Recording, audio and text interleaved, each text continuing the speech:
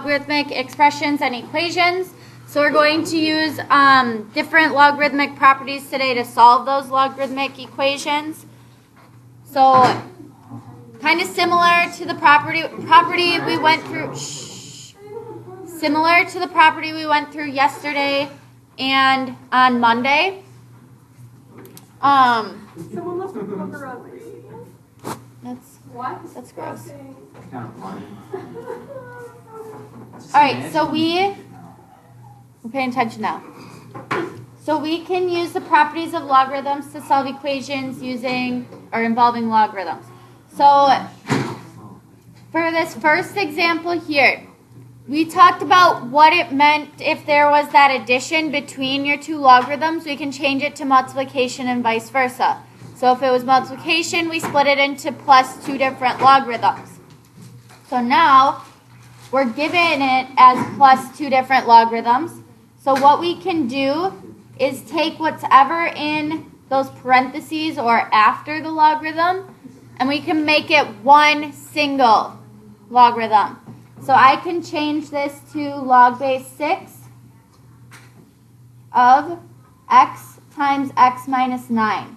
Okay, so since this was addition of two logarithms, we can change it to multiplication of what was after that logarithm.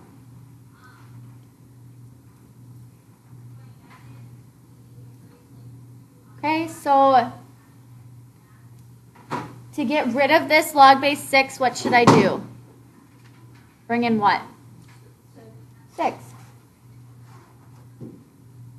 Okay, these cancel out. So I am left with x times x minus 9 is equal to 6 squared. Okay, we need to distribute this x to both terms. So we have x squared minus 9x is equal to 6 squared is 36. Now again, this is a quadratic. So that means I have an x squared and an x in my equation. So I'm going to subtract 36 from both sides here and have my equation set equal to 0.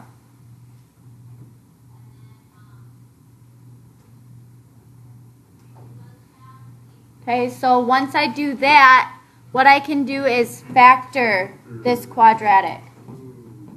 Okay, so what two numbers multiply to negative 36 and add to negative 9?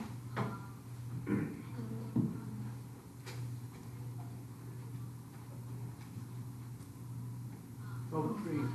12 and 3. Oh. Negative 12 and positive 3. Okay, so we would have x minus 12 times x plus 3 equals 0. Okay, so we can set each of those quantities equal to 0. Add 12 for this one, so we have x equals 12. And over here we would have x is equal to negative 3. Now since this is a logarithm, we do need to check to make sure this works in our equation. So if I plug in 12 for x, for all my x values, I would have log base 6 of 12 plus log base 6 of 12 minus 9 equal to 2.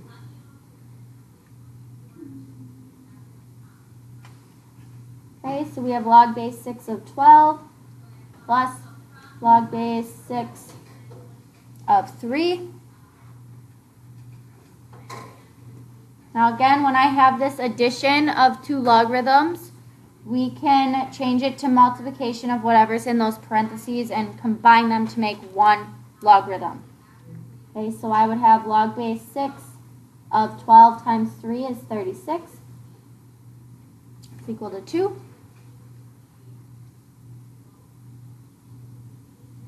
Okay, next I'm going to bring in base 6 to both sides so that I can cancel out that logarithm. I have 36 equals 6 squared. So we have 36 equals 36, which is true. Okay, so that means x equals 12 is one of my answers. Okay, next I'm going to look at x equals negative 3. So we'll plug in negative 3 for each x value. So we have log base 6 of negative 3 plus log base 6 of negative 3 minus 9. Now before I even continue, what's wrong with this? This is negative. Okay, so we can't have a negative.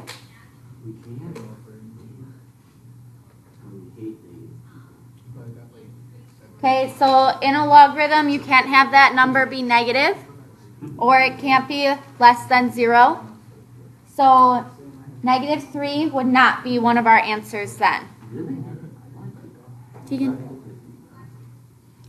Okay, so one way to solve your logarithmic equation, if you have 2 added together, we can change it to multiplication and then bring it all together to make one logarithm.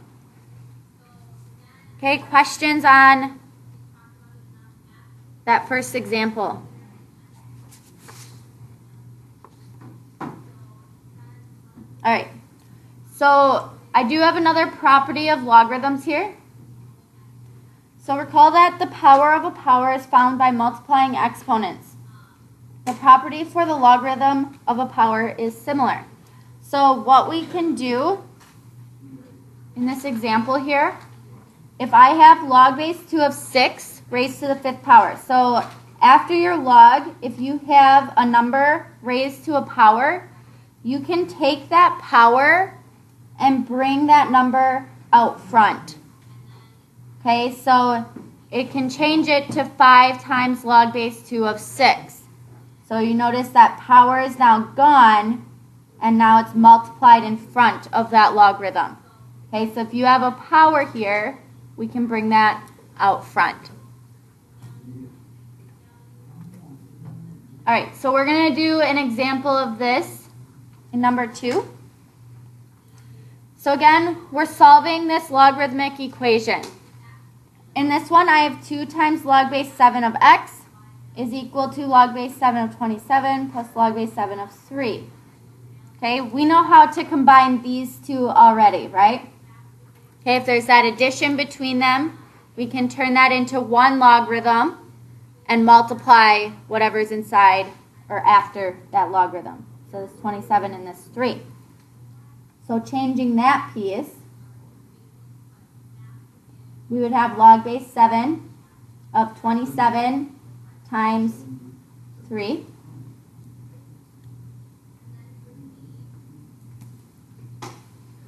Okay, so 27 times 3 is 81. So I have log base 7 of 81.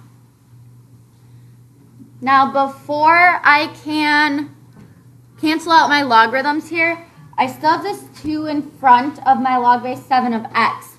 Well, if I have a number in front of my logarithm, okay, this property still applies. We just want to reverse it. So I can take this 2 and make it an exponent of that x. Okay, so I'm going to change this to log base 7 of x to log base 7 of x squared. Okay, so if you have a number out front of your logarithm, you can take it and put it as the exponent inside. Okay, so that is still equal to log base 7 of 81. Now when we were solving logarithms before, if you have the same log on both sides, if I brought in base 7, those would each cancel out. Okay, so if I bring in base 7, those cancel out on both sides, and you're left with x squared is equal to 81. So you take the square root.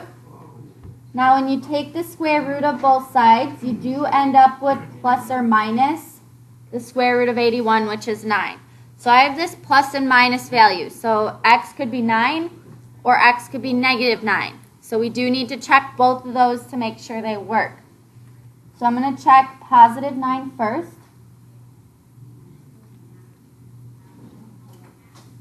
So we'll plug in 9 for our x value. So we have 2 log base 7 of 9 equals log base 7 of 27 plus log base 7 of 3.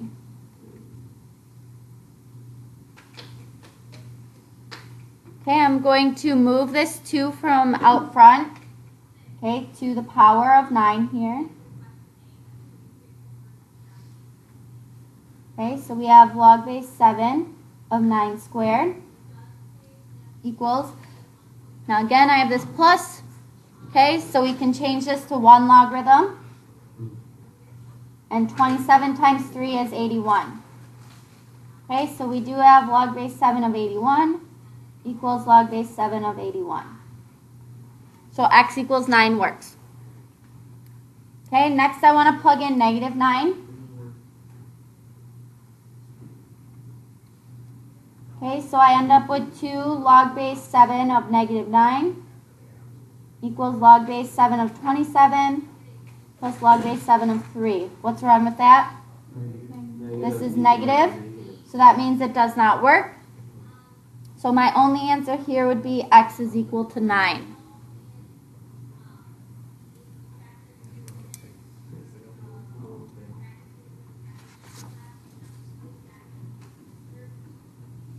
Okay, questions on example 2?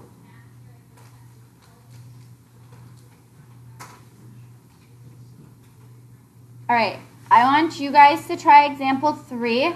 It's very similar to example 1 that we did. Okay, so very similar to example 1 that we did on the front.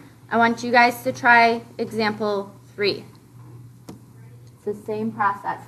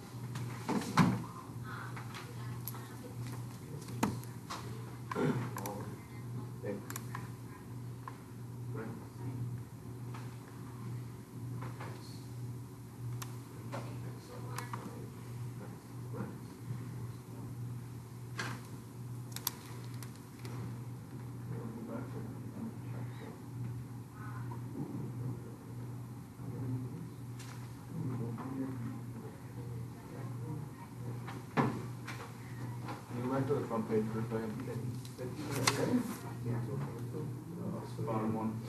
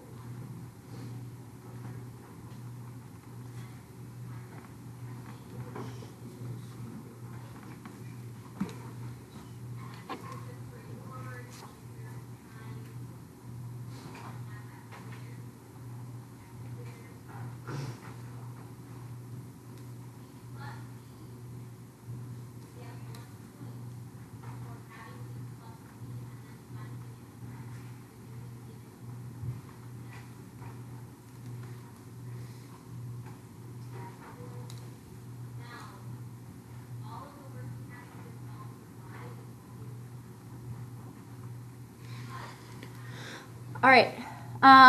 Example 3, how did you start this one? So what can we do to change this in order to solve it? What's your first step?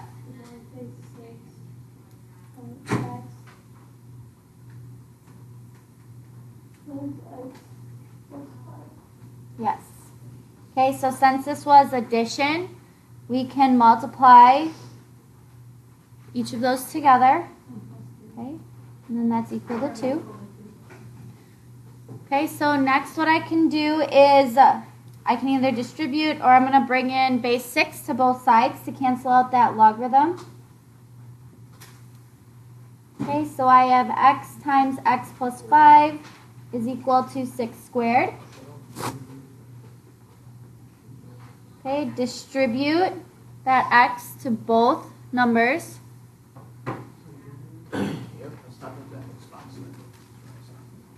And then 6 squared is 36. Minus 36. Minus 36. So we have x squared plus 5x minus 36 is equal to 0. Okay, you do need to factor this. So what multiplies to negative 36 and adds to 5?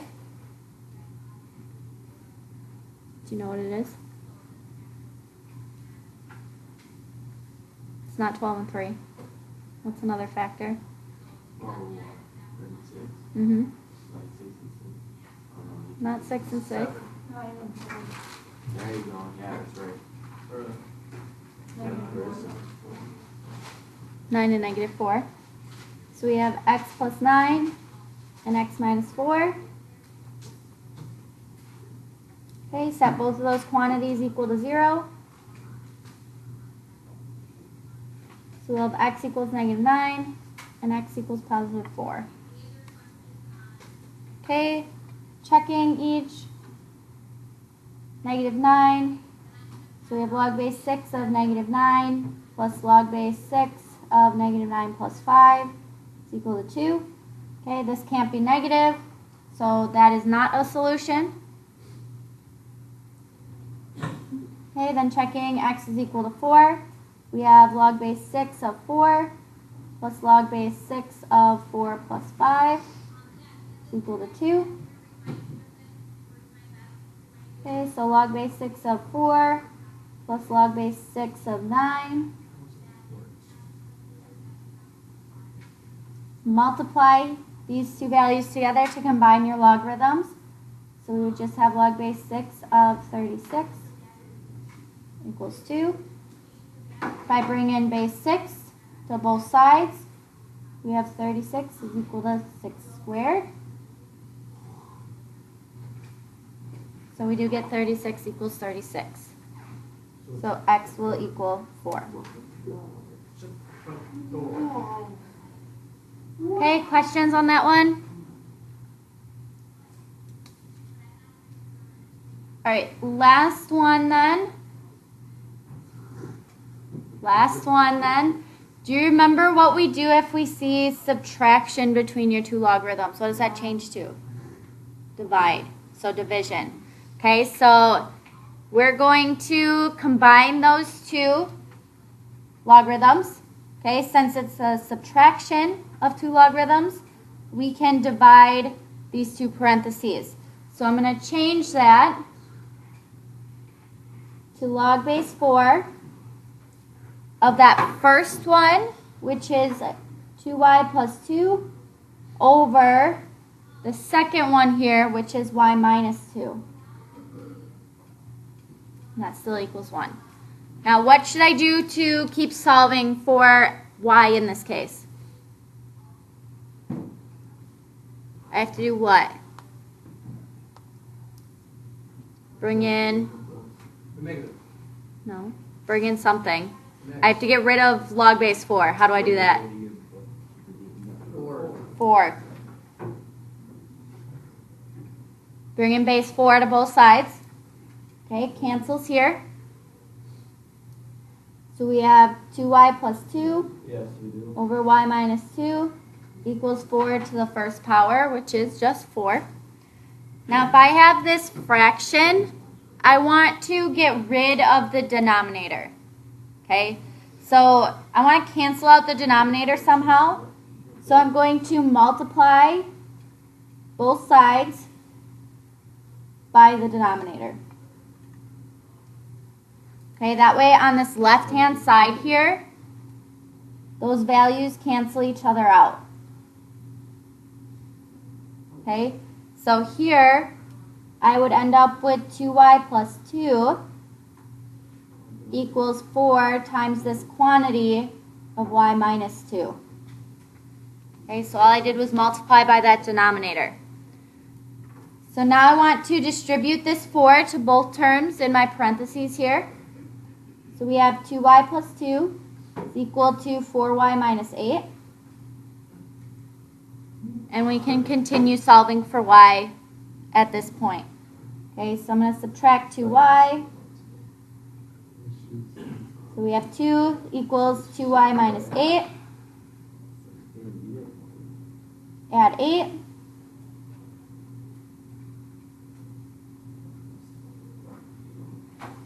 So 10 is equal to 2y. Divide both sides by 2. Y is 5.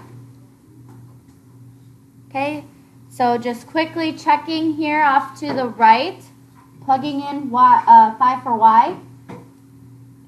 We have log base 4 of 2 times 5. This is a 5, by the way. Plus 2 minus log base 4 of 5 minus 2 is equal to 1. Okay, so log base 4, 2 times 5 is 10, plus 2 is 12. Minus log base 4 of 3.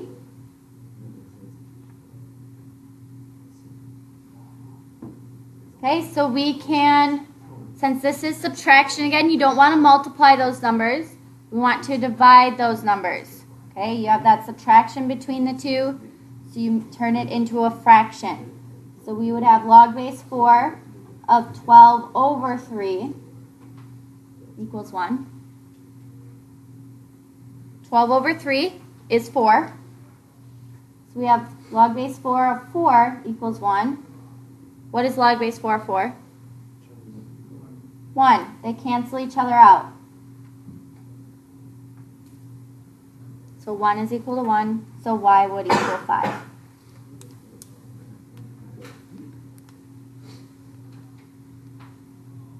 Okay, questions?